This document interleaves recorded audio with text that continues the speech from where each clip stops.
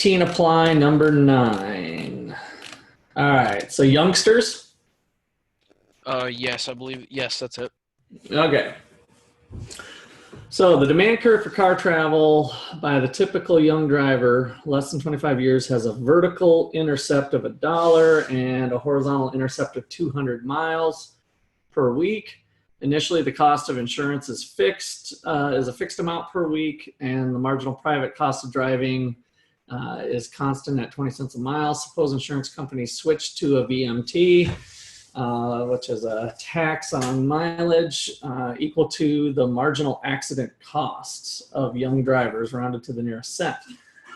Illustrate the effects of the price switching, including your graph, the values for the initial new price and the initial new miles driven. So basically we're showing the effects on the graph. Oh, does this one missing the, dang it, you know, you can't get good help anymore. I have a feeling, or was this the last problem and that was it?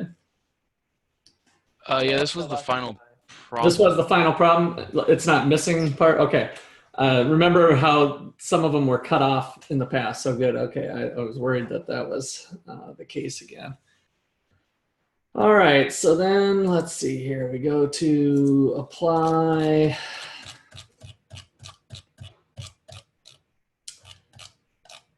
And oops, chapter 18. Scroll down. All right, there we go. Chapter 18, number 9. All right, price increases 20 cents, 31. Miles decreases from 160 to 38. All right, who'd like to volunteer their work on how they did it? I can. Okay. Do you want to do share screen? Do you have it pulled up, Luke, or do you want me to get it? I can pull it up. I need you to. You got it pulled up? Okay. Yeah. Your volume was a little quiet, but maybe it was my speakers. I didn't have it up. I can't share until you stop sharing. Oh, got it. That's right. Okay, there you go. Luke, can you speak up just like a little bit? Yeah.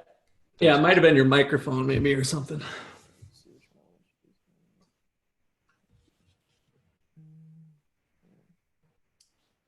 All right, so there's mine at the bottom. Basically, I have a graph.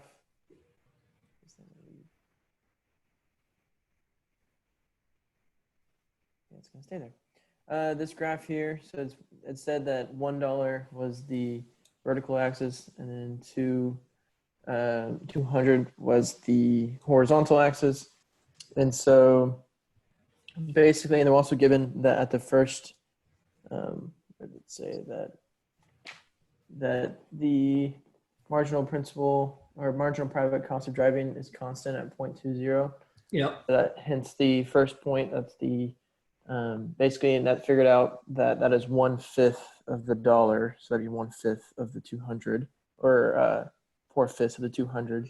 And so that's where I get the 160. So that's where your initial price and miles driven is at.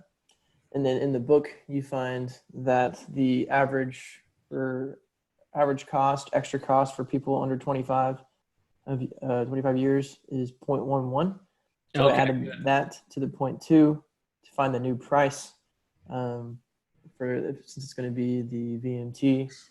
And so that gets you 0.31. And basically, I did some kind of backwards logic. So for the first one, it's basically 0.8 times the 200 to find the 160, and so I did 0.69, so 1 minus 0.31, 0.69 times the 200 to figure out what the miles driven would be at 138. And so the price will increase from 0.2 to 0.31, and the miles driven will decrease from 160 to 138. Okay, is there a reason why you didn't draw the other curve in there? No, I just basically, not really a reason. What I could figure it out from. Yeah, you kind of reasoned it out from there, and this is super cool if this works, because I didn't know I could really do this. I'm on your graph now. We have a perfectly elastic curve that shifts up by the amount of the tax.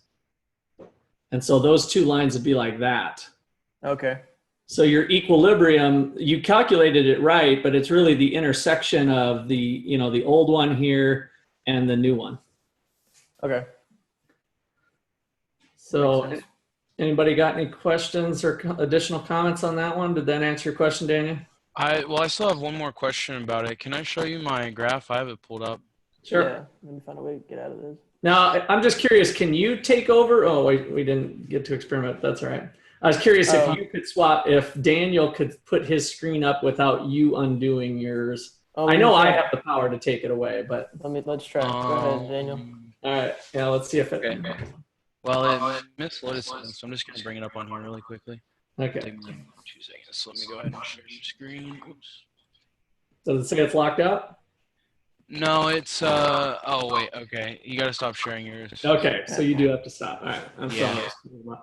I did a fun thing today. I don't know if it's going to be relevant for this class, but in my personal finance class, I was able to use breakout rooms so that you guys could work on problems in small groups, and that turned out to be pretty cool. That was the first time I used it on Zoom.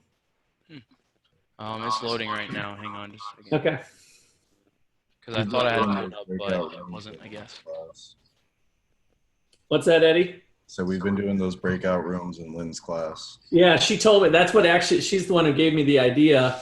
I know she's using Collaborate, but then I asked at one of our meetings if Zoom did it. And so yeah, that was cool. Yeah, she sounded like it was working well for her situation in the breakout room too. It's mod 7, right? Yeah. My internet is beyond slow, and I don't know why right now. Okay. It's because you want it to be good. Yeah.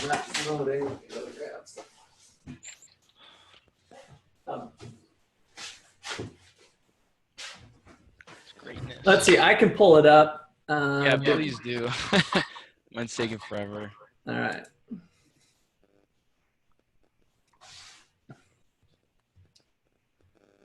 Yeah, I got it pulled up already. So Okay, it should be at the bottom of my page too. Now that I have my mouse, I went to campus, which is like a ghost town, by the way. Kind of sad, but and got my remote mouse that I usually have at my office desk. Well, you know what? I guess it's maybe it's something with your PDF. I thought it was pulling up right away, but I can download it too. Let me just do that. I can go. I got it. Okay. I just downloaded it instead of working through the Blackboard deal. Maybe that's being slow. Or maybe your PDF is blank. What? I think that there's the problem. Yeah, that's why mine loaded right away, but it's just a blank page. So. Okay, I will. I'll fix that. Yeah, don't worry about it now. Just yeah, you can put the right one up there later. You're not going to lose any points now that you got it submitted timely. Do you remember what your question was then in general? Yeah, so it has to do with my graph, and I drew the demand 1 and demand 2 curves, and I was just curious, like I have them intersecting at 160, and then the demand 2 curve intersects at 138. Are those supposed to be the equilibrium miles per week? Does that make sense? I mean, I think it should be like what Luke had. I can show you here. Let me. I'm pulling up Luke's again. Oh, wait, am I on screen share or not? No, it wasn't. Okay, here. I got Luke's pulled up again. Okay. So like he didn't draw the demand curve, but if he did, where they intersect, is that supposed to be 160 and then the demand 2 curve where it shifts, would that be intersecting at 138? Yeah, that's what I was showing with that picture that I drew on there. So if we had at 20, this is really a perfectly elastic curve here with the cost. Yes. So the cost is shifting up from, let's just, I guess, call it S2, S1. That's the graph. This would be the demand. And so that's the graph that we're looking for, where they intersect here at these equilibrium points. And go ahead. The taxes, do you remember when we do a tax, if we have a regular curve, it like is the wedge between the two? Yes. a supply curve and a demand curve down here. Well, when the supply curve is perfectly elastic, like that, then it shifts back the burden of the tax falls completely on the consumer. That's what's happening here, is that the tax is falling on the consumer, So on the demand. is the demand curve equal to the marginal private cost curve then? Is that what that is? No, that the first part of the problem is what that is. So let me just pull up the problem again. So the demand curve for car travel, that's the demand curve right here. That's the $1, $1,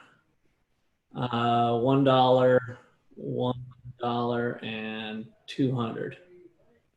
That's the demand curve. Yes. And the Okay. supply, the marginal private cost curve is at the 0.20.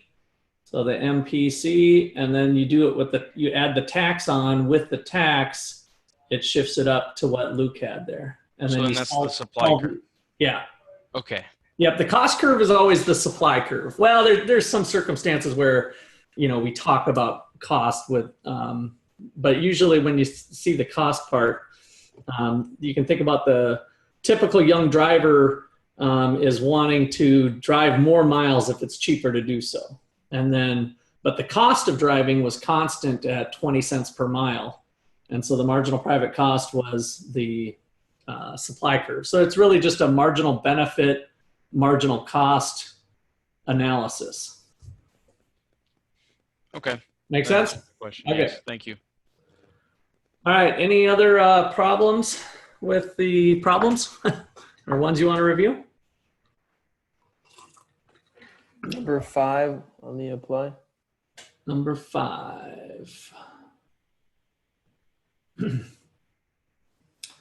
Okay, gasoline tax in a small city. Consider the effects of a gasoline tax of 32 cents a gallon. Figure 1811 shows the effects of a national tax. For a tax imposed by one of a dozen small municipalities in a large metropolitan area, the consumer share of the tax will be greater or less than 1/2. Okay. I think I still have your thing up, so maybe I'll try to go. I wouldn't use mine. It's not very good. Well, let's see which foot. Maybe we can just work from your. Oh, okay. So you didn't do any sort of graph or anything. I had no clue what the hell I was wanting. Okay. I think there's a couple ways to tackle this. What I want to hear from you guys. Who else wants to share their work? Mine's similar to Luke's, and I didn't really know. I'm glad he asked the question. What did the how did the answer key put it? You just would put the Greater elasticity than. of supply Yeah. over the elasticity of supply minus the absolute value of elasticity of demand. That's right, Daniel. Yep. Ooh, yay. Yeah, that's probably the easiest way to tackle the problem. So in fact, let me go down a little bit here. So because the question resides on half, so and it was related to the consumers, right? We were talking about the consumers. So the consumer's burden of the tax. So it's, in general, we call this kind of the burden of taxation. Who pays, right? The burden of tax.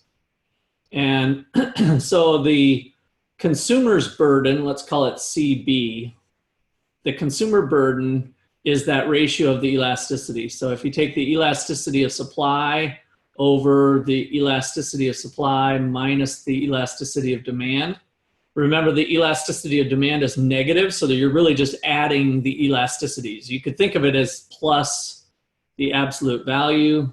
That's another way of seeing the formula written. It doesn't really matter. You're just summing them up. And so,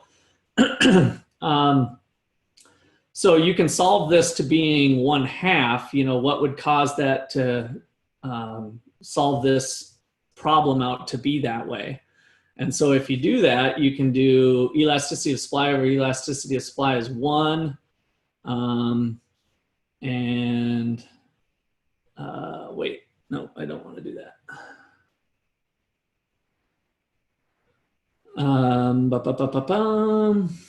Yeah, you can solve this problem bringing the elasticity of supply over to the other side. I think you can solve it this way. Let me erase this. You guys are putting me on the spot here, which is fun. I can see what I can do here. So if we bring this sucker to the other side, we've got the elasticity of supply. Let me just forget about the minus sign, plus the elasticity of demand equals the elasticity of supply divided by a half. Once I bring this over to the other side, which is 2 times the elasticity of supply. And then what did the question ask? Was it the elasticity of demand, right? So yeah, for 1/2. So then if I get the elasticity of demand equals 2 times the elasticity of supply minus the elasticity of supply, and I get the elasticity of supply. So when they're equal, you've got the half solved. And so when does it go the other direction? So when they're equal, does everybody see that? That solves out the problem so that you've got, if you were to solve this one out, if the elasticity of supply was 2 and both of them were equal, 2 plus 2 is 4, boom, it's a 1/2, right? If the elasticity of supply was 3 and they were equal to each other, 3 plus 3 is 6, 1/2. So that solved the problem of kind of the break point. Now, the other part of the question, which I think is probably where Daniel took it, is that what if it was smaller? So which one needs to be bigger? And so that's where the greater than came from. If one is smaller than the other, what happens to the consumer's burden? I think I could do the math, but I'll just open it up for questions. But let me show you, whoops. Let me show you this picture. We did this in principles class for the elasticities. If I do a really steep supply curve and a regular old demand curve, and if I do a regular old demand curve and a really flat supply curve, you know, who's paying more of the burden? So when I float my tax wedge in and we do the tax wedge,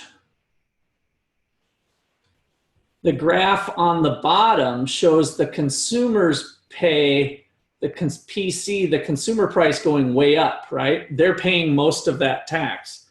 Whereas over here, the consumer only pays a little bit of the tax.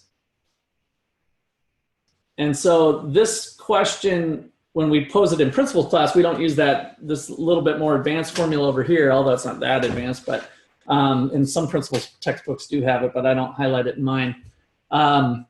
The answer to who pays more of the tax is always the relative elasticities. Because check it out, for this one where the consumer was paying more, if I make this a really steep supply curve now for the bottom graph now, then all of a sudden we're back to it looking like the top, right? So if the supply is less elastic than the demand, in other words, it's steeper if we're thinking graphically, then that's going to cause the consumer burden to fall. All right, I felt like I talked way too much on that. Let me throw it back to you guys. Did you understand what we were doing with that? Did that help out? Any last, do I need to say anything more if you're confused on that? And you could play around with a few numbers here of a 1 versus a 2. So if the elasticity of supply is 1 and the elasticity of demand is 2, then this equation over here, this is how you could have almost shown it in your homework too if you wanted. My eraser's being slow. I must have too much stuff going on. It'd be 1/3 for the consumer. So the consumer would be, whoops, let me get back to my drawing. We'll go with green. For the consumer, it would be 1/3, which means the consumer pays 1/3 of the tax and the producer pays 2/3 of the tax. And so that's where the greater than, less than. So the answer was greater than. So when the elasticity of demand is 2, which is greater than the elasticity of supply of 1, then you get the answer. Okay, chat box, yes, no, give me some love or some hate, one or the other, if you need more.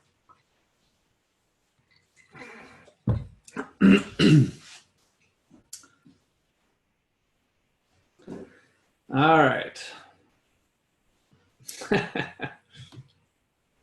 Okay, good. All right, so we're set. All right, any other problems that you want to review?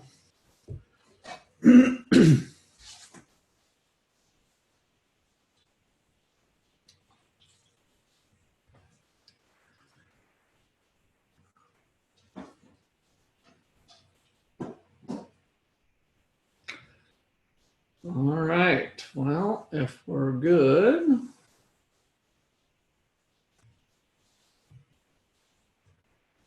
Then we can move on to crime today if there's not any other problems.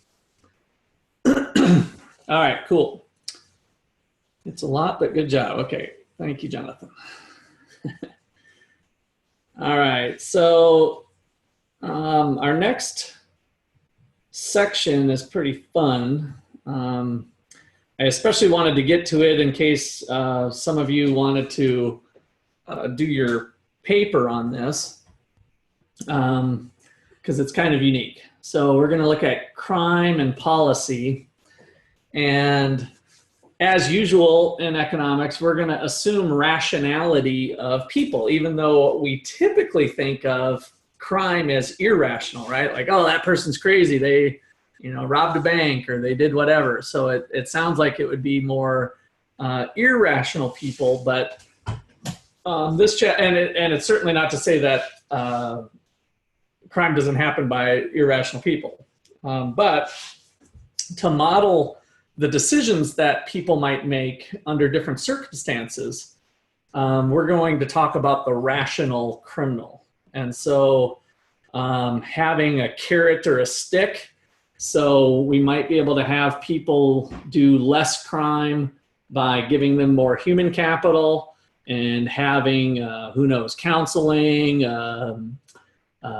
maybe if there's a correlation between child abuse and criminals or something, so that we have a better support system for people who are in trouble or in bad household situations or something. How we handle people when they're in their youth. So we have a lot of public policy things. So we have kind of the carrot and stick approach. Police and prison time, how long should the sentences be? Will a longer sentence for a crime cause somebody to not do the crime, right? Are they thinking through that or not? So this is some of the things, hypotheses we can test with this model that we'll be looking through in this chapter, at least part of the stuff we'll do in this chapter. So these are crimes per 100,000 people. I just gave you that data on COVID per 100,000 people, that we were at 3 deaths in Kansas and 3 deaths in Missouri. And you can look at every state. So this is one way to look at data. Instead of saying like 3% of the population or whatever, especially when it's like this low. So imagine we've got, let me just pick one up here. In 1960, there was 5 murders per 100,000 people. So if we took that by the population and you had 3 million, what's the number of murders that happened percentage-wise? It might be 0.00003, right? So this is just kind of a statistical way that we can try to put the numbers in perspective in a per capita basis. So crimes per 100,000 people. And you can see for murder, 1980, we had a peak, and then we get down into 2003 and it starts to come down. Some of you have had intermediate micro, and you might remember the chapter on abortion that the authors, some researchers had done, and was able to pick up at least a statistical significance that when Roe v. Wade was passed, 18 years later, we started to have a downtick in crime. Again, we are not passing any judgments on, should abortion be legal or not or whatever. It's just a fact. So we like to wear a little bit more of a science cap for the most part in economics and look at the data, and that's just one data point. It is what it was. So, so all of these crimes are these are different degrees of offensiveness, I guess, in terms of robbery. So these are crimes of the person. So assault, somebody gets hit or struck, rape. And so rape was really low. Any thoughts on why rape was so, did people just start raping each other? Did rape just go up from 1960 to 1970? What do you guys think on this? I say guys because we only have guys on the line right now. Where I think isn't that the period where everyone was having just a lot of casual sex? It just became that kind of thing, and so maybe in 1970s, people started realizing it's not something they wanted anymore. Yeah, that was probably. The '60s are known as kind of the free love type of era. That I'm thinking that's probably not the full reason or the best reason. I have one in mind. I can't remember if I'm drawing this from data or not, but what's one of the things with crimes that can change the data? You guys, to make it more relevant for you, what about the Me Too movement? What's true? What has the Me Too movement done in terms of that might change the data?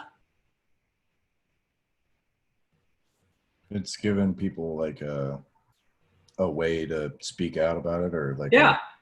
So we have more reporting going on, right? So some people that might not have said anything before now feel more comfortable coming forward and reporting the crime. And so when you look at data like this, I suspect from 1960 to 1970, and then moving on this direction, at least part of what's going on there might be that there's better reporting of the crime, and maybe women's liberation came through. The whole Martin Luther King stuff, and women's liberation kind of all through the 1960s into the 70s became more comfortable with getting those crimes reported. So because now then once you see from 1980 to 1990, 95, we kind of stayed pretty consistent, and then there's a little drop here into the 2000s, and this data set only goes that far,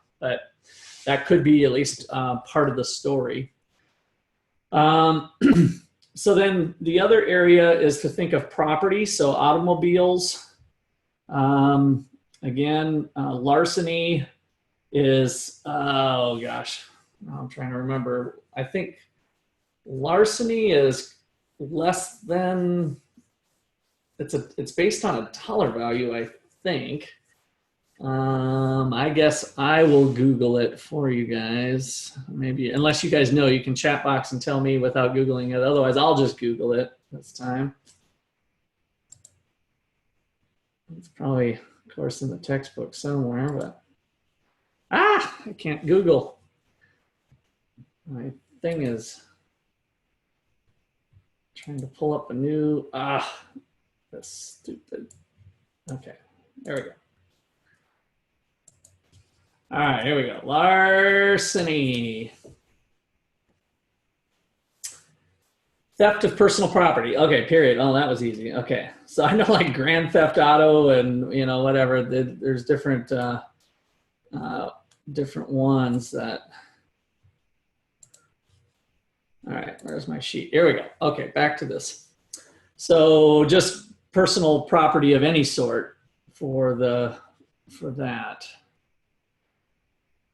And what's the difference between larceny and burglary? That's what I was just about to ask. Oh, burglary is when you are in the house. So you are present while the thief is in your house, is burglary.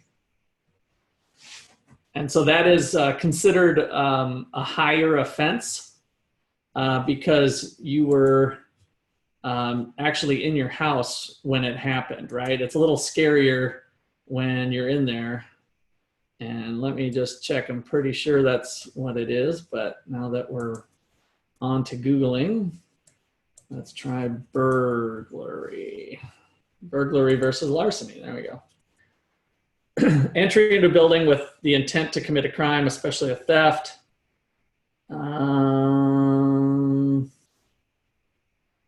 So larceny is like you go into the building and you're like, no, I didn't intend on taking this, but there was one that was burglary versus larceny. So burglary versus larceny. Well, maybe one of them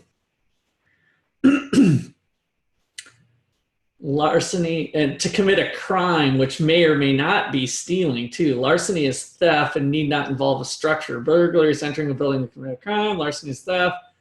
Although burglaries are committed, there's something that's different when the person's there versus an empty house.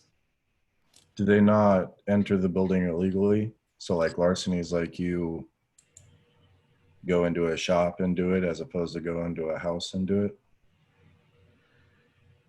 So I think it's larceny is the taking. Burglary is the entry into the structure. So I think that's what it is. But Burglary is probably like breaking and entering then. burglary. Oh, that's what it was. Robbery. That's what I was saying. Robbery is when you are present. Let's see here. All right, I don't want to get too hung up on this, even though it's kind of fun to make sure we got the right terms here for the looking at the data. Oh gosh, I didn't want to get into this. Burglary, unlawful entry occurs, robbery, taking or attempting the crime has to be successful. Person tries to snatch a purse. Yeah, I think it's when you're present, it's a robbery. I've been robbed. Yeah, robbery is generally when someone takes something of value directly from a person by the use of force or fear. Yeah. All right. Enough on that. So let's go back here. So, all right. So here is some rates then to give you an idea, which is what I was thinking of doing today, of kind of just looking at the stuff. So violent crime, that's the homicide, rape, assault. And this is per 1,000 people now. And here they're trying to give you an idea with the amount of income. So household income and the impact of that population of people with that income. So these are kind of big, broad rates, but are higher income people assaulted less? Yes. Right, so here's this. Are they robbed less? Yes. Why? Maybe they can afford a locking system or security system, right? So is it safer in Kansas, the Midwest, where there's 56 million people on assaults versus the West over in California with Eddie over there in San Fran? Yes, you're safer in the Midwest, right? Robbery, you're more likely to be robbed in the Midwest though, and not in San Francisco. So residents, are we in the central city, suburban, or rural? So as we'd expect, the central city has a little more crime there. Not so much, you're not going to get robbed too much out in the rural areas.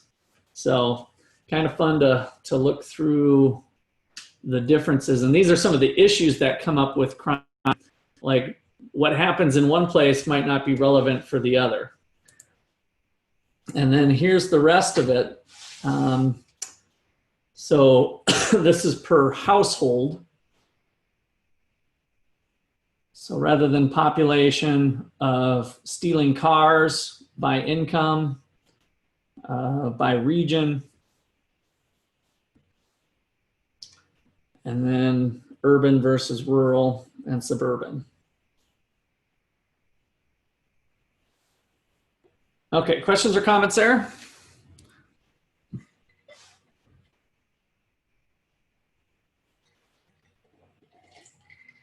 Okay, here's a little more recent data from 2011. So rate per 1,000 people, 2.2, 26 for burglary, theft of more than $250, less than $250, so 94, so almost triple the amount for theft, like little petty theft of just stealing 20 bucks here, 20 bucks there. Here's over time. So the property crimes of all types, nice trend here, right? So the world appears to be becoming a little bit safer in terms of that regard. Increases in income probably have something to do with that. So average income going up, people have less desire to steal. And then violent crime down for a while, and then it's kind of leveling out. So some of the craziness, you know, probably hits a level where if you're crazy, you're crazy. You're going to do some of the violent crimes are more crimes of passion rather than crimes of material desires. And then estimates of cost. So this is what we're spending relative to other things.